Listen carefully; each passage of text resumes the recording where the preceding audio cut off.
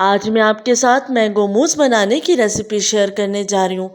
इंतहाई मज़ेदार बनता है। मैंगो का सीज़न आ चुका है। जब आप इस रेसिपी को बनाएंगे तो बच्चे रोज़ाना इस रेसिपी की फरमाइश करेंगे।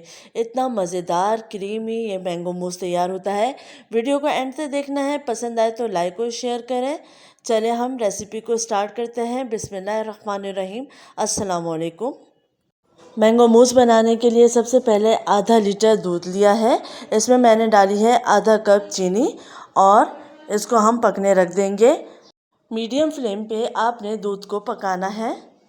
दूध को हम इतना पकाएंगे कि थोड़ा सा गाढ़ा हो जाए। दूध पकाते हुए हम चमचा मुस्तकिल चलाते रहेंगे ताकि दूध नीचे लगे नहीं। और आप देख सकते हैं ये पकते पकते तकरीबन हाफ़ क्वांटिटी में हो चुका है। दूध को मैंने मज़ीद इतना पकाया है कि इसका कलर भी चेंज हो चुका है और ये अच्छा खासा थिक हो चुका है। फ्लेम को मैंने ऑफ़ कर दिया है। अब हम इसको रूम टेम्परेचर पे ठंडा कर लेंगे। रूम टेम्परेचर पे ठंडा होने के बाद ये मज़ीद गाढ़ा हो चुका है। आप इसकी कंसिस्टेंसी चेक कर सकते हैं।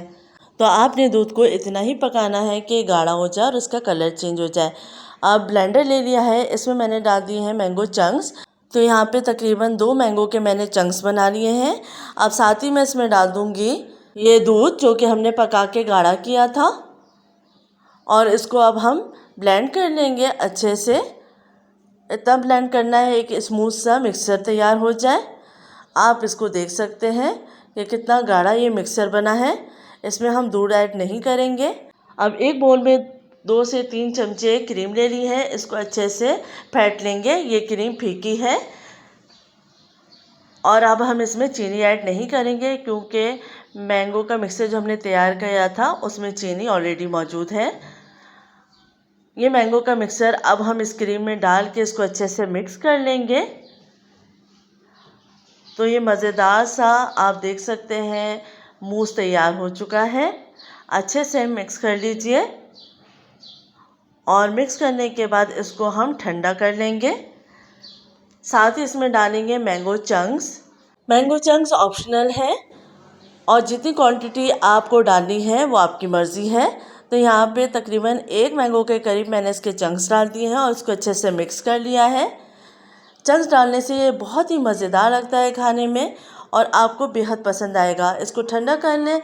अच्छे से ठंडा होने के बाद इसको गिलासों में सर्व कर सकते हैं पर्सनल सर्विंग के लिए और या फिर आप बोल में भी सर्व कर सकते हैं। तो ये मज़ेदार सा मैंगो मूस तैयार हो चुका है।